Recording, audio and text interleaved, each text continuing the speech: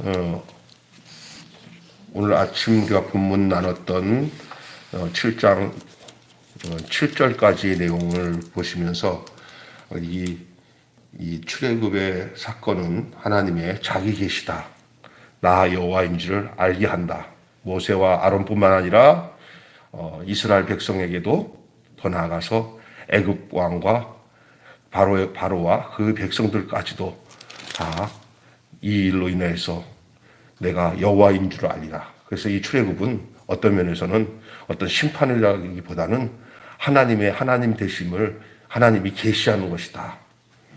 우리는 너무 모세에다가 집중할 수밖에 없는 것은 모세를 통해서 이 기적이 일어나니까 눈에 보이는 모세를 굉장히 주시해 보지만 사실은 모세 이면에, 모세 뒤에서 하나님이 자신의 그 권능으로, 자신의 그 능력으로 행하시는 여호와 하나님의 그 역사하심이 우리가 봐야 할 내용입니다. 그래서 하나님의 자기 계시다라고 말씀을 했어요. 오늘 이 본문을 이어서, 그 본문을 이어서 오늘 저녁에는 나일강이 피로 변한다. 여러분, 열재앙 중에서 첫째 재앙이 피재앙인데 그 피재앙 이전에, 이제 열재앙이 들어가는 첫째 재앙이 이전에 오프닝이 하나 있었어요.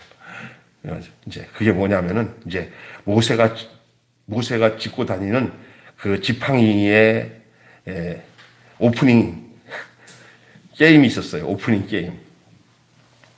그게 뭐냐면은 지팡이를 던졌더니 뱀이 되고 그 애굽의 술사들이 던진 지팡이도 뱀이 됐는데 그 모세의 그 지팡이가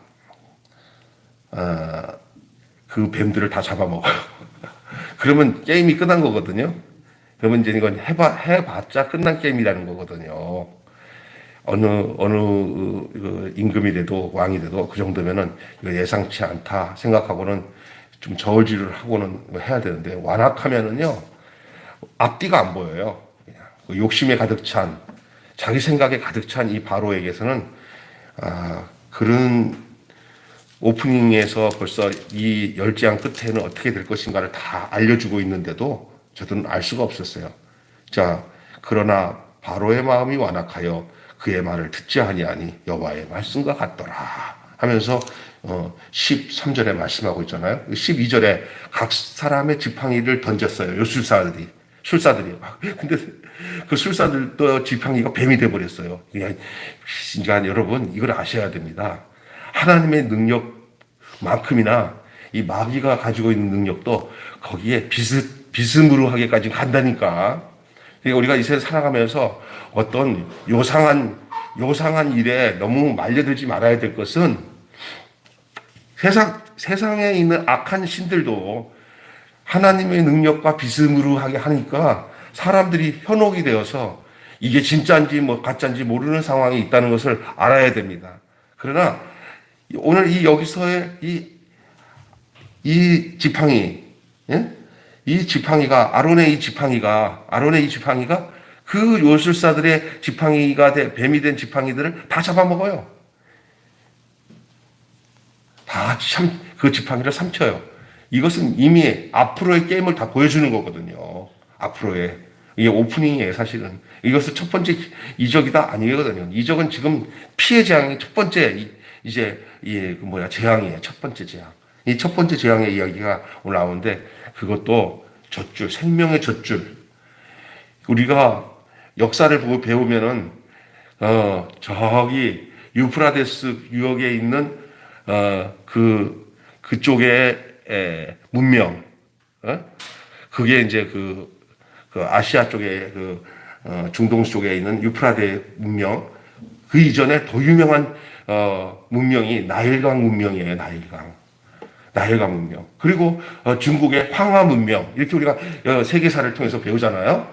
근데 이 나일강이 가장 번창했을 때 이거 이집트는 당시에 오늘날 미국같이 전 세계로 호령했던 나라예요. 애굽이.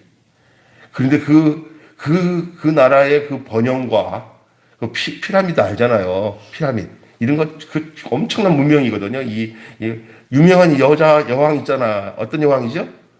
예? 여러분 잘 아는 이쁜 여왕. 클레오파트라. 그게 저 이집트 문명에서 나온 여왕이에요. 근데 옛날에는 뭐냐면 로마의 시대가 오기 전 그 이전엔 그쪽 세계에서는 나일강을 통하지 않고서는 뭐든지 얘기를 못해요. 생명의 젖줄이에요. 이게 인류 고대 문명의 한 축을 담당했던 그런 거예요. 그 나일강이 없이는 생각할 수 없어요. 그 나일강에 흐르는 물들이 저 아프리카 에티오피아까지 내려가요. 예?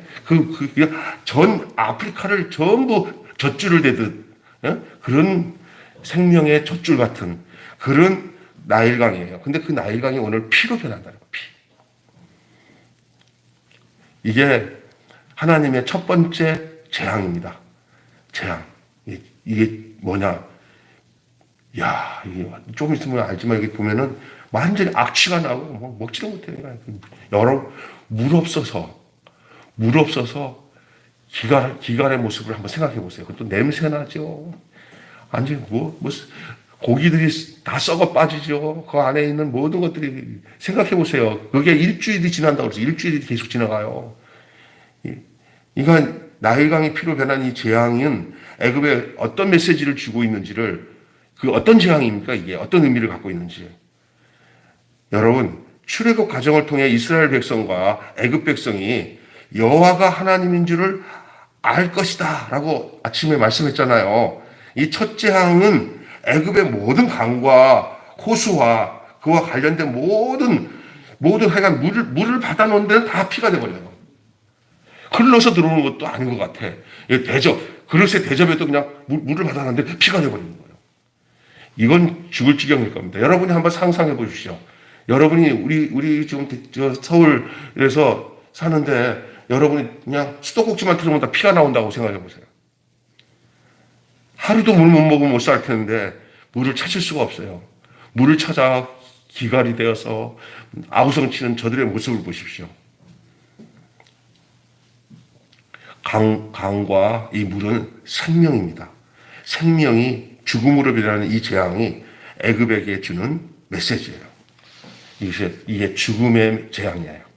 생명이 죽음이 되는 재앙. 이 생명이 죽음이 되는 피재앙 이전에 조금 전에 제가 언급했던 뱀이 변하는 이적에 대한 얘기도 좀 먼저 언급 좀 해볼게요.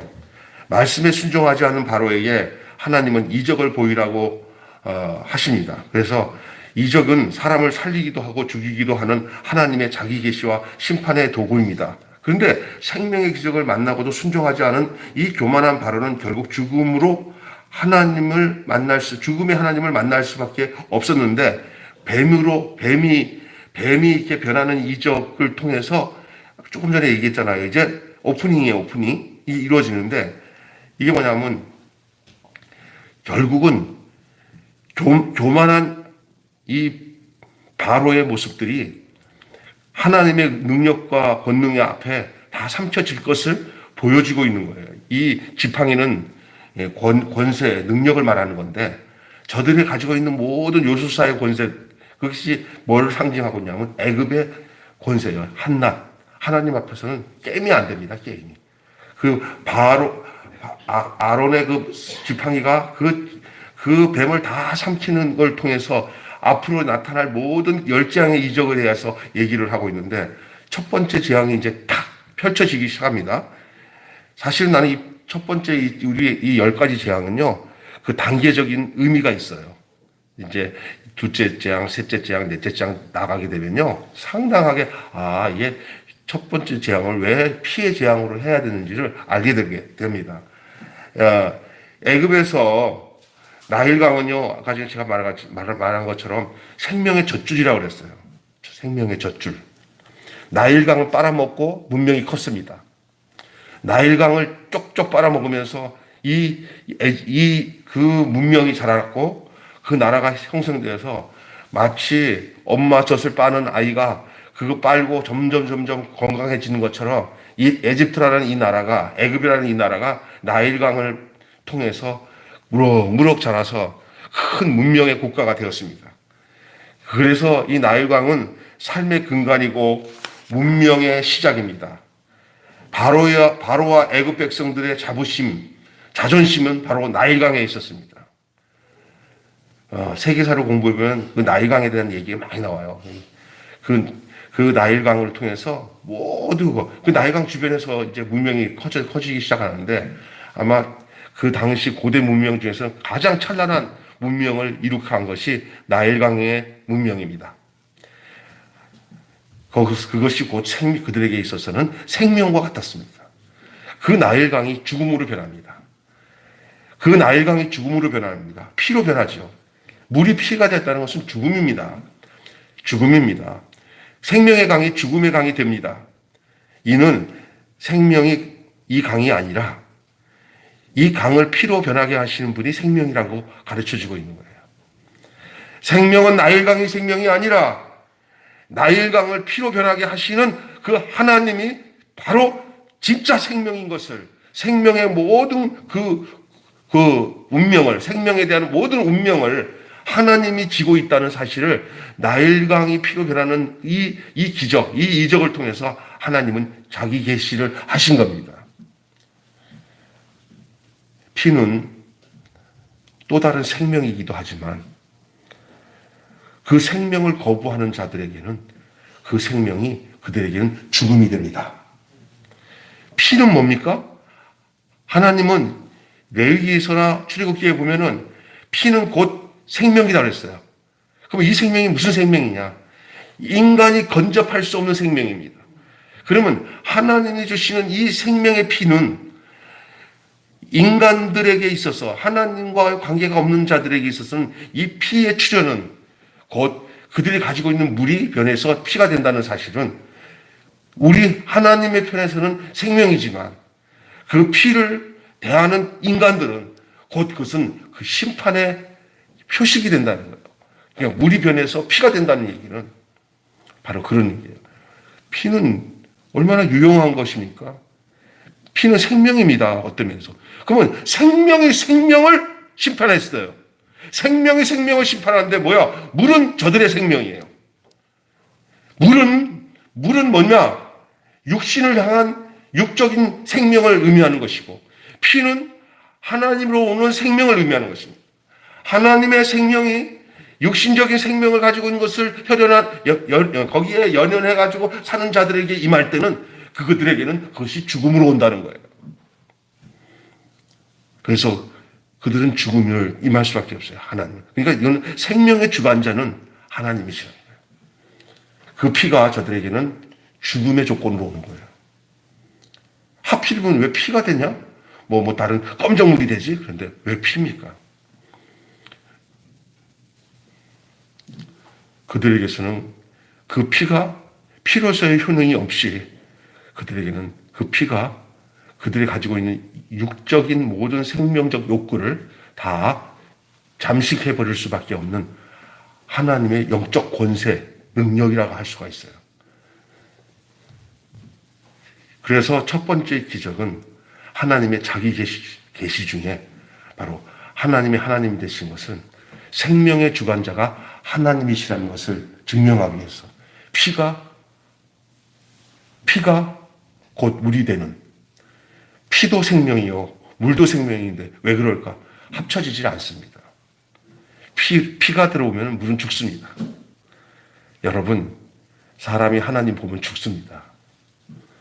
그래서 우리의 성향이 하나님의 성향으로 바뀌어질 때 그 피가 우리에게 생명이 되고, 우리가 하나님의 성질과 성향과 전혀 다르면 하나님의 성향이 우리의 가지고 있는 인간적인 욕구의 생명들을 다 죽입니다. 그걸 기억하셔야 됩니다. 아주 이면적인 굉장한 진리가 담겨 있어요. 그래서 나일강이 피로 변한다. 이런 나일강의 피가 되어서 이제 저들에게 있어서는 한시도 물을 마실 수 없는 이런 상황에 놓여 있는데도 상황에서도 진짜 변해야 될 사람은 누구냐면 바로였거든요. 근데 바로는 변하지 않습니다. 강이 피로 변하자 제일 먼저 물고기가 죽습니다. 이제 강가에서는 악취가 납니다. 그 물에 의지하며 사는 백성들은 다 고통을 당합니다. 물 없이 살 수 없습니다. 그런데 그 물이 다 피바다가 됐습니다. 핏물이 됐습니다. 마시지 못합니다. 죽음의 고통이 계속 찾아옵니다. 그러나 바로의 마음은 변할 마음이 없습니다. 왜 그런지 아세요?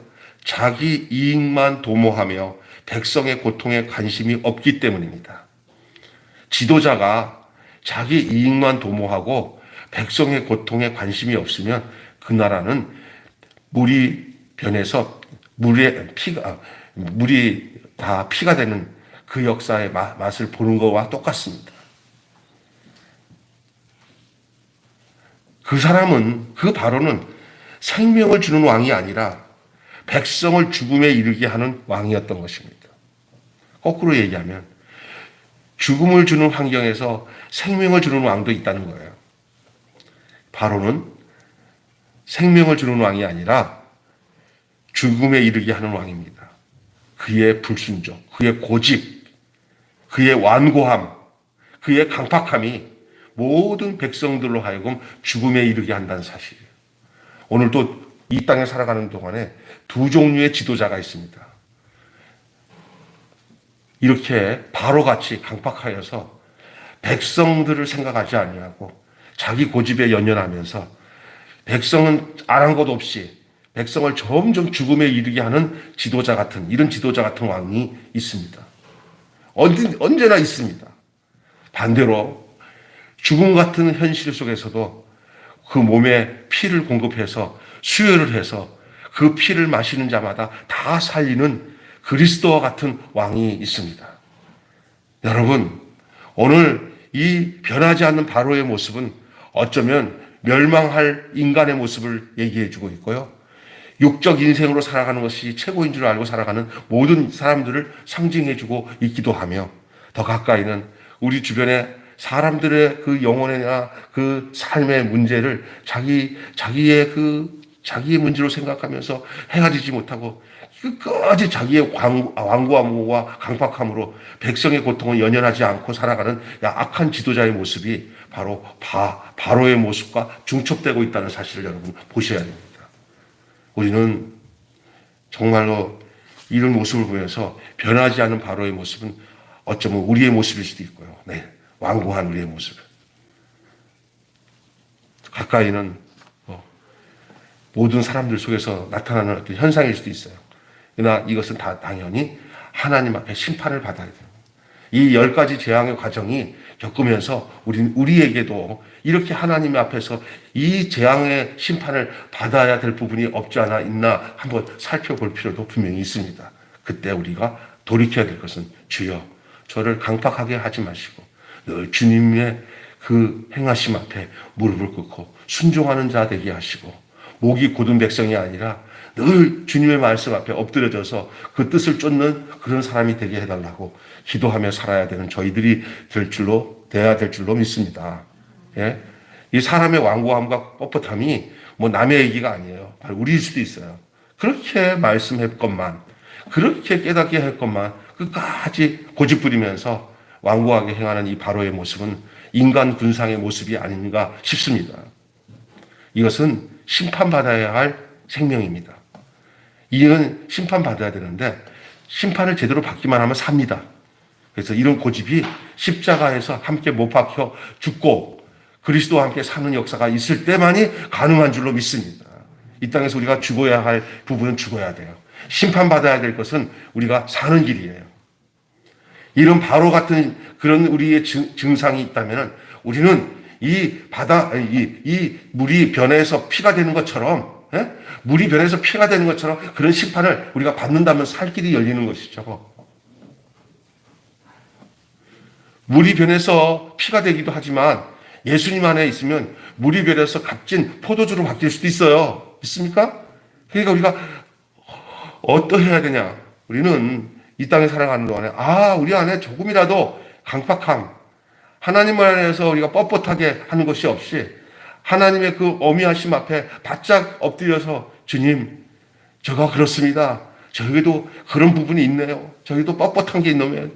제가 너무 목이 꼿꼿하네요. 하나님 말씀을 막 자꾸만 비비꼬면서 피해가려고 했던 저의 잘못을 용서해 주시고, 제가 순간순간 하나님의 섭리와 뜻과 하나님의 경륜을 깨닫고 목적을 깨닫고 그 앞에 바닥 엎드려서 당신 뜻이라면 무엇인지 순종하겠습니다 라고 나가면은 이러한 모든 심판이 다 소멸된 거예요. 소멸될 뿐만 아니라 해결되는 거예요. 우리가 이 바로에게 나타난 이 애굽에게 나타난 이 하나님의 생명이 이 죽음이 되는 이 심판을 보면서 이거 남의 얘기라 생각하지 말고 오늘 이 말씀을 통해서 오늘 우리에게 이 심판이 과정으로 겪어져서 우리가 여기서 이 첫 번째 재앙은 통과, 패스 되어지는 역사가 있기를 바랍니다. 애굽에 있어서의 나일강은 말입니다. 그저 강이 아닙니다. 생명의 근원입니다.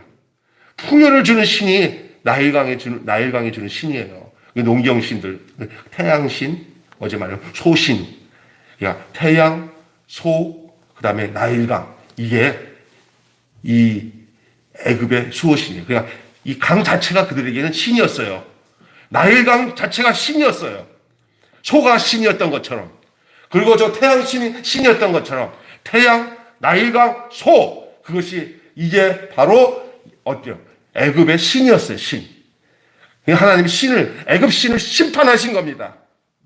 애굽 신인 나일강을 심판한 거예요. 여러분, 어떻게 우리가 흐르는 한강을 보고 한강이요, 우리 신이요, 참 어리석을 것 같죠? 그러나 젖줄과 같은 생명의 젖줄과 같은 풍요로움을 주는 이 나일강은 애굽 사람에게서는 신적인 존재였어요. 하나님은 한 방에 물이 변해서 이 나일강의 물이 다 피로 변하는 사건을 통해서 그 생명을 주는 나일강이 곧 죽음의 강이 되게 하시는 그 권능을, 그 능력을, 그 재앙을 저들에게 나타냈어요. 이 정도면은 굴복해야죠. 이 정도면 앞발, 뒷발 다 들고 주여 하나님 살려주세요 해야 되죠.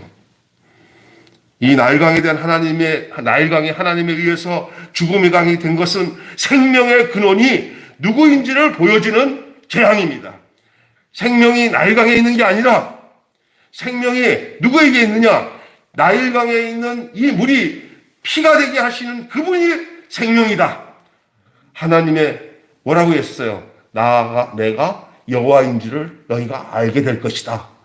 그 여호와가 알게 될 것이라는 여호와가 누구냐? 어떤 왕이냐? 첫 번째 그 재앙을 통해서 보여준 게 뭐냐면 너희들이 생명이라고 말하는 것이 내 앞에서는 그것이 다 죽음으로도 변할 수 있다. 그러니 진짜 생명은 나에게 있다. 진짜 생명은 나에게 있다. 나일강이 주는 생명은 내 허락 안에서 움직이는 생명이다.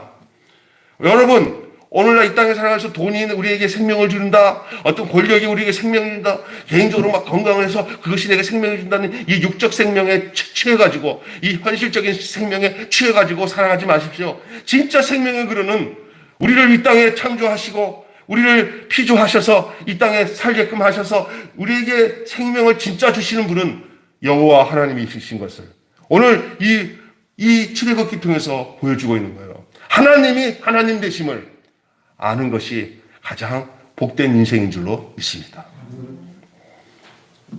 생명의 근원이 누구십니까? 여러분 스스로요? 아니면 내가 가지고 있는 어떤 환경이요? 조건이요? 내게 생명을 준다고요? 모든 인간은 이 함정에 빠져 있어요. 이 애굽 백성들이 나일강에 빠져 있듯이 모두가 이것에 빠져 있어요. 그것 때문에 그들은 그 나일강의 범주에서 전능하시고 천지를 창조하신 하나님에 대한 인식을 가질 수가 없었어요. 그리고 그렇게 살았어요, 그냥.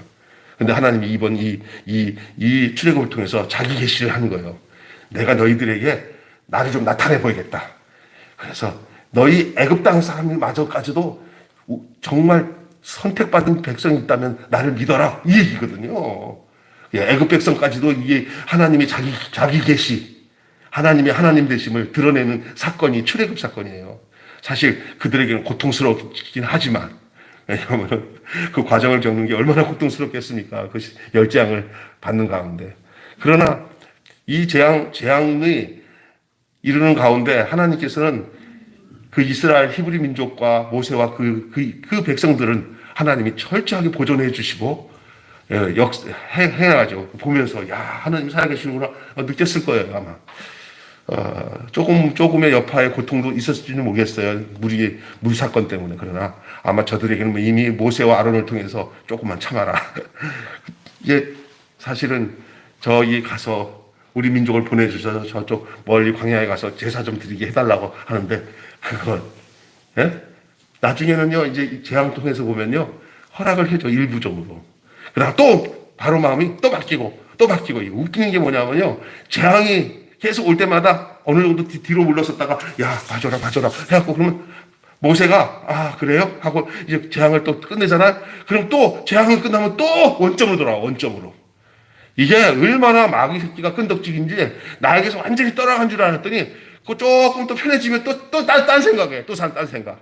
옛날에 이런 거 있잖아요. 이거 끝날 줄 알았더니 아주 힘들 때는 아이고 알았어요 그러다 또 다시 원상태 되면 마음이 옛날로 돌아가. 그게 사탄이 주는 방법이 그 바로의 모습 속에 다 드러나요. 다 드러나. 오늘 이 첫 번째 재앙 이거 하나로도 끝날 것 같은 재앙 아닙니까 사실? 근데 이건 아니에요. 지금 첫 번째요. 어디까지 가는지 아세요? 10번째 재앙까지 가요. 내 삶의 원천을 무엇에 두고 있어요? 나일강에 두고 있습니까? 아니면 나일강을 피로 변해서 죽음의 강을 만드시는 생명의 원천이 되시는 하나님께 두고 계십니까? 우리가 있잖아요.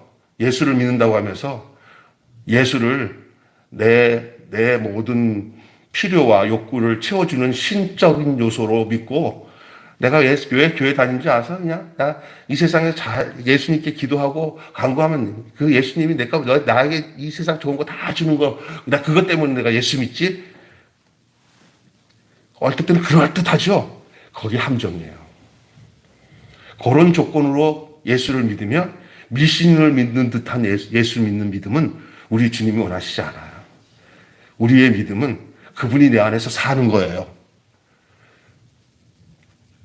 주밖에는 나에게 복이 없다. 그 말이에요. 주를 통해서 복을 받겠다 하지 마시고 주님 자체가 내 복이다. 아멘. 나와 예수님은 하나다. 여기서 살아야 돼요. 그래서 예수님과 함께 고난을 받아도 괜찮고 예수님과 함께 아픔이 있어도 괜찮고 예수님과 함께 어둠을 통과해도 괜찮아요. 나는 예수님과 함께 하면은 그게 내 복이에요. 이게 돼야 되는데 예수님, 하나님, 나는요 어려운 게 하나도 없이 당신은 나한테 복만 줘야 돼요. 내가 그래서 당신 믿는 거예요. 이거는 모든 기복적인 무당식의 신앙생활이에요. 이게 기독교와 이 이방신들은 그것을 미끼로 삼아갖고 하잖아. 근데 다 거짓이에요. 그것을 주는 듯 하지만 나중에는 그 이단들이나 그 사신들이 다 그런 거로 사기치는 거예요. 그래서 그것들을 또 어떻게 방법을 하나님이 허용해 주셨어요. 그러니까 그들이 뭐냐면 다 속이다가 나중에는 진짜 멸망의 구렁텅이 자기가 갈 때 나 혼자 못 가. 내가 저것들 같이 데리고 가려고 내가 그동안 속였어. 그렇게 하는 게 사탄이 하는 짓이에요. 모든 이 세상의 악한 신들, 사기치는 신들은 나중에 다 하나님이 불못으로 끝낸다고 성경은 얘기하고 있어요. 왜? 가짜이기 때문에. 자기들 들통나기 때문에. 근데 웃기는 게 뭐냐면 나 혼자 못 죽어가 마귀가 하는 짓이에요. 거기에 말려들지 마시기 바랍니다. 여러분 이 아편쟁이 하는 이 마약 중매업 하는 사람들 다 마약하는 애들이 이쁘고 괜찮은 남자애들한테 가서 마약 먹여가지고 다 죽여. 지들도 마약을 하지만 그 마약을 해가지고 걔네들을 다 끌고 가는 게 걔네들의 목적이에요. 혼자 못 죽어 걔네들은. 나쁜 짓 하는 이 사탄의 세력들은 목적이 뭔지 알아요? 나 혼자 못 죽어. 나 끌고 가야 돼. 그런 거예요. 거기에 끌려다니는 사람들 그게 바로 나일강의 생명이 전체라고 생각하는 사람들이에요. 세상이 요즘에 보세요. 하나님 없으면 세상의 호화로움과 이 번영된 삶 이런 데 푹 빠져가지고 모든 관심이 돈이면 돼. 돈이면 돼. 여기다가 빠져 있고요. 젊으면 돼. 권력이면 돼. 여기 딱 빠져 있어요. 여기서 벗어날 길이 없어요. 딱 벗어날 길은 뭐냐? 뭐겠어요? 하나님 밖에는 나의 복이 없습니다. 주와 일체로 살아가는 삶. 내가 그리스도와 함께 죽고 그리스도가 나와 함께 삶으로 내가 주 안에서 하나가 되어 주님 안에서 사는 삶. 거기에 더도 없고 덜도 없어요. 나머지 하나님께서 이 땅에서 사는 동안에 필요한 것을 채우는 것은 하나님이 나를 당신의 생명으로 운명으로 세웠기 때문에 하나님이 알아서 채울 것이지 채워줘 와 좋아할 필요도 없어요. 뭐 이렇게 많이 줘? 또 무슨 일 하라고 또 이렇게 많이 줘? 이거지? 내가 기도해서 이거 받았구나. 아이고 할렐루야. 아니에요. 생명을 연장해서도 그건 주님이 내 안에서 할 일이 있어서 나를 통해서 할 일이 있어서 내게 건강도 주신 거고 주님이 내 안에서 할 일이 있어서 물질도 주신 거고 그죠? 주님이 내게 할 일이 있어서 주님이 하시려고 그걸 주신 거지. 그것이 뭐 내가 뭐 그걸 하나님의 이름을 빌어가지고 그걸 구해가지고 얻어서 좋으면 얼마만큼 좋아하려고 그래요. 좋을 거 하나도 없어요. 그게 전부 나를 쓰러뜨리게 하는 올무가 될 수 있다는 사실을 알아야 돼요. 여러분, 모든 이 세상의 문명, 이 세상에서 보는 모든 화려함, 이것에 취해서 살아가는 것이 인생이에요. 여기서 벗어나는 것은 이 나일강 같은 생명의 젖줄을 주는 이 나일강을 숭배하는 그들의 삶 속에 하나님은 나일강보다 더 위대한 생명의 원천이 생명을 주관하는 분이 나 여호와인 줄 너희가 알게 되리라. 이것을 증거하기 위해 첫 번째 재앙이 여기에 나타난 거예요. 그러니까 여러분 오늘 살아가는 우리에게는 이것을 통해서 뭐를 알아야 되냐? 내 삶의 원천을 무엇에 두고 있느냐? 나일강 같은 이 세상의 화려함에 두고 있느냐? 내 이 육적 생명을 위한 것에다가 마음을 두고 그것을 목적으로 하나님을 찾고 있느냐? 하나님 안 속아요. 하나님은 그런 이 세상의 호구지책이나 잘 사는 것에다가 이거를 채워주기만 위해서만 존재하는 하나님이 아니에요. 내가 너 안에 살고 너가 내 안에 살기로군 한다 그랬어요. 다시 말해서 하나님은 진정한 사랑을 원하셔요. 어떤 여자가 어떤 남정네랑 결혼하는데 아주 나를 행복하게 해줘. 조건이 좋아. 그러면 그 남자 불행한 사람이에요. 진짜 그 남자가 원하는 거는 진정한 사랑을 원하는 거예요. 여자도 마찬가지겠죠. 그게 중요한 거예요. 하나님도 똑같은 것 같아요. 내가 보니까. 하나님을 찾는 조건을 하나님께 오는 모든 이 세상의 축복의 목적이 돼서 하나님을 찾는다면 하나님은 마음을 살펴보려고 그래요. 너 진짜 나 사랑하냐? 아니에요. 당신이 조건이 좋아서 그러면 하나님 마음 아파. 이거 오래 못 가요. 세상은 쏘가서 살 수 있지만 하나님은 당신 전부라고 고백하는 사람에게 하나님은 자기 마음도 주시고 자기 인생을 자기 삶을 다 걸어서 그 사람의 삶이 자기 삶이 되게 하고 또 그 사람의 삶에 자기 삶을 다 주시는 것이 하나님이신 줄 믿습니다. 세상은 얼마나 타락해서 이제는 결혼도 조건이에요. 무시무시해요. 그래서 얼마 전에 제가 아는 목사님이 이런 얘기 하더라고. 자기 교회 장로님이 아이 결혼을 하는데 결혼식 하기 직전 한 주 전에 사돈끼리 와장창 싸웠대요. 예? 뭐냐? 서로가 원하는 조건이 안 맞으니까 자식들이 사랑도 없어요. 그냥 완전히 그냥 깨졌다고 하더라고요. 그러면서 하는 소리가 양쪽이 다 하는 소리가 아이고 결혼해서 사돈들은 죽을 뻔했네. 아이고 잘 됐다. 그러더래요. 이게 뭡니까? 근데도 걔네들은 또 뭐냐? 부모들이 뒷조정해서 거기에 마담들이 껴가지고 잘 이루어지다가 된 거거든요. 그냥 전략적인 결혼이에요. 근데 자세히 누군가 얘기해보니 둘 다 진짜로 사랑하는 애인이 따로 있대요. 그러니까 부모들에 의해서 그냥 결혼하고, 그러니까 그렇게 결혼하는 애들이 나중에는 어떻게 하는지 아세요? 그냥 몸뚱아리 같이 살면서 이놈은 얘 만나고 얘는 얘만 만날 수밖에 없는 거예요. 이게 이 세상의 풍토예요. 그리고 그렇게 사는 것이 뭐 어떠냐? 그렇게 사는 거예요. 결혼은 전략적으로 하고 엔조이는 다른 데 사는 거예요. 이게 마지막 때란 말이에요. 이게 제가 왜 이 얘기하냐? 세상은 그런 방식으로 살아가서 죽을 둥 살 둥 살 수 있어요. 하나님과의 관계는 그럴 수가 없어요. 하나님과 관계는 일편단심 민들레요. 하나님은 일편단심 민들레를 좋아해요. 세상신 이 세상을 추구하는 이 세상신의 마음을 뺏기고 바알과 아세라 신을 쫓았던 이스라엘 백성들 결국 여러분 보세요. 그게 다 심판의 징벌의 조건이었어요. 다 하나님을 마음을 다해서 섬기고 사랑할 때는 그들에게 평화와 하나님의 축복이 함께 있었어요. 이스라엘 백성들의 역사를 보면은요. 오늘 대한민국을 한번 보십시오. 얼마나 교회가 하나님보다도 하나님 이름 빌어가지고 이 땅에 부를 축적하거나 명예를 얻기 위한 조건으로 하나님을 믿는 사람들이 대다수예요. 목회자들도 그렇고요. 장로들도 그렇고요. 다 그래요.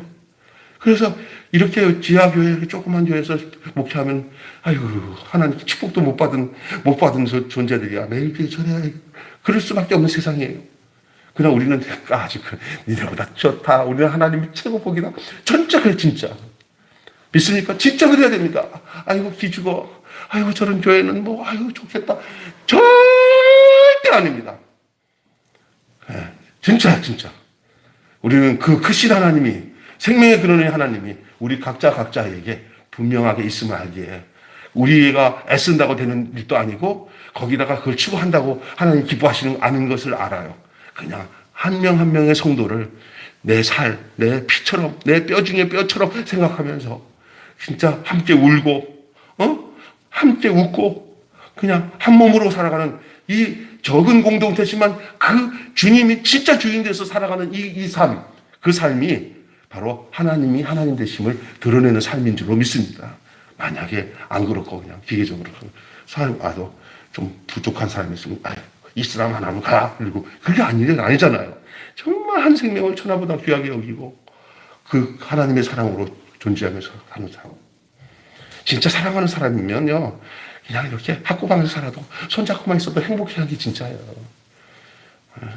춘향기가 다 거지같이 온 이몽룡을 향해서 내가 나가기만 하면 저 거지랑도 같이 살 거야. 그런 마음을 가졌던 게 춘향이에요. 변사또가 춘향아, 이제 너 괜찮으니 내 수저를 받아라. 그럴 때, 아이고, 저놈은 거지떡이 기다렸다가 안 됐네. 이제 내 마음 바꿔야지. 아이고, 변사또 난 좋아요. 했어봐요. 그 다음날 암행어사 출두할 때 끝장난 거지. 여러분, 제가 왜 이런 얘기 하는지 아세요? 여러분, 주님 앞에 일편단심의 마음을 갖고 이 땅에 살아가면서 있어도 그만, 없어도 그만, 그냥 지금까지 생각해 보세요. 내가 아무것도 안 하는데 하나님이 넘치도록 알아서 먹여주시고 채워주셨어요. 단지 하나, 주님만 사랑하면 하나님은 우리 서옥성 목사처럼 그렇게 행복하게 만들어준다니까. 정말 대책 안 쓰잖아, 우리 서 목사님은. 뭐 세상 어떻게 돌아가는 거 있어. 그냥 주님만 사랑하면 다 책임져 주셔. 주님 사랑하는 게 최고예요. 부러워할 거 하나 없어요. 주님 사랑하면 돼요, 여러분도. 그냥 아무 개념 없이 주님만 사랑하면 하나님이 책임져 주셔. 나도 그렇게 살려고 그래, 그냥. 그래서 걱정할 거 없어. 그냥 하루 잘 살았으면 우리 권사님, 할렐루야! 하시면 돼. 네. 그럼 내일 또 좋은 날이 올 거예요. 그리고 주밖에는 복이 없어요, 하면. 그러면 더 엄한 과정, 물이 변해서 피가 되는 과정도 필요 없어요. 그냥 하나님만 적극 사랑하면, 그분의 말씀에만 순종하면, 안 될 일이 없어요. 또, 어떤 어려움이 와도, 주 안에서 죽고 주 안에서 사는 거니까 절대 걱정할 거 없어. 물을 살아서 믿는 자는 영원히 죽지 않는다. 내가 그것을 믿느냐 하고 사는 거죠.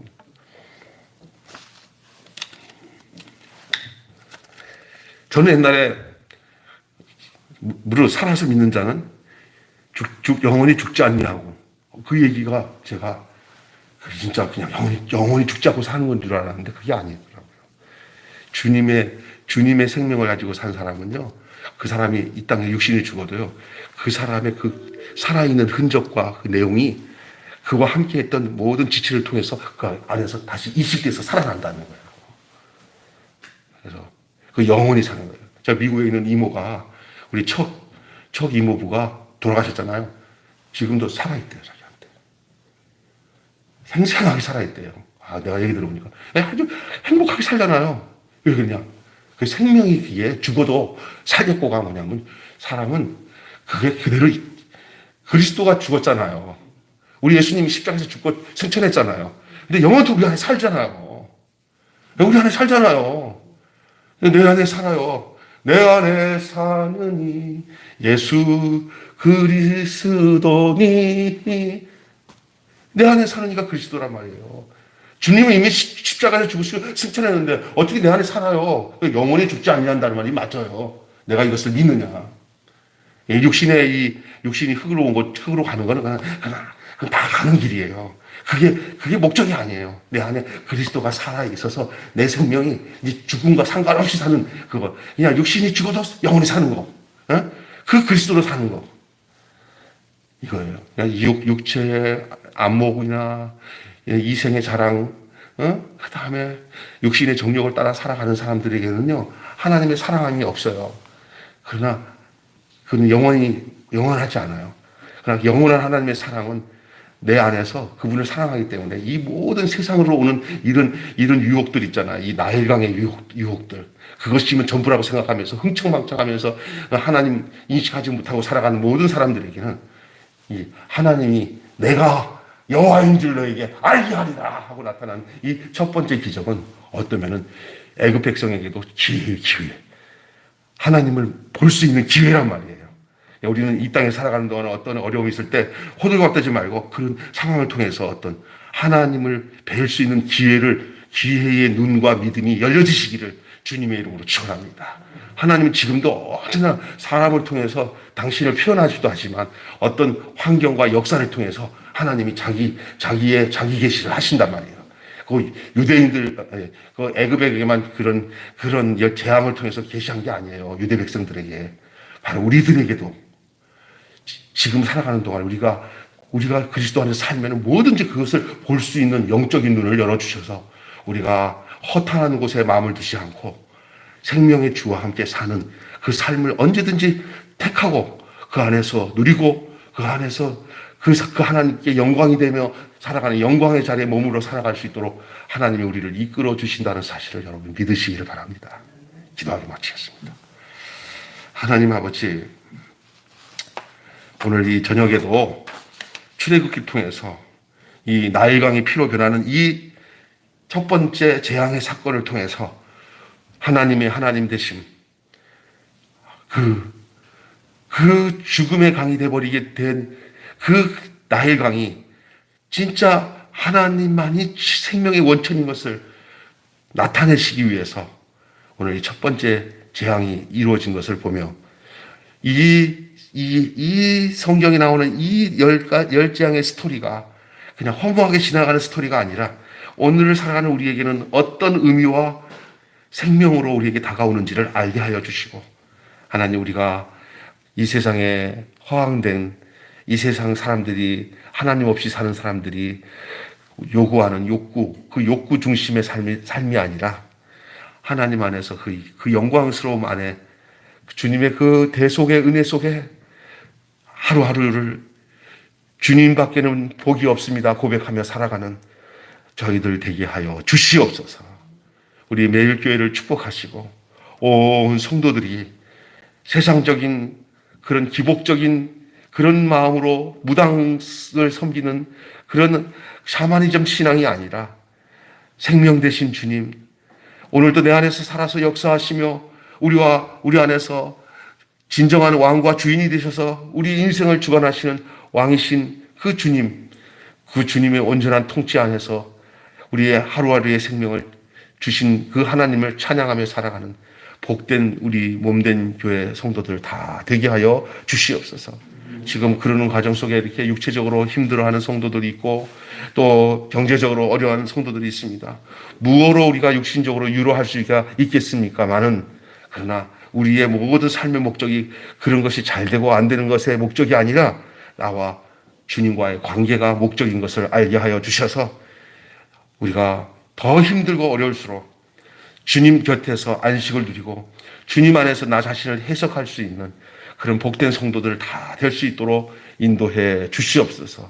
특별히 우리 김남희 집사님에게 은혜를 베풀어 주셔서 이제 항암 치료를 시작하는 가운데 하나님 고통 없이 그 과정을 잘 겪고 더 건강한 모습으로 남은 인생을 살아갈 수 있도록 저를 복을 주시기를 원하고 기도합니다.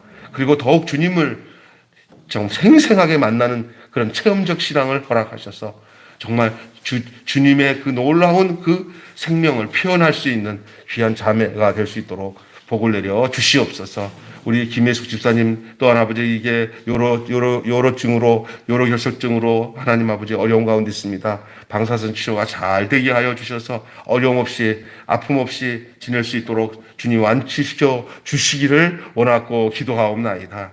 우리 사랑하는 성도들 중에 지금 어렵고 힘들고 연로해서 몸이 힘들어서 주에 출입은 못하지만 집에서 방송을 통해서 열심히 교회 소식을 알고 기도하고 있는 우리 이근수 장로님에게도 함께하여 주시옵소서.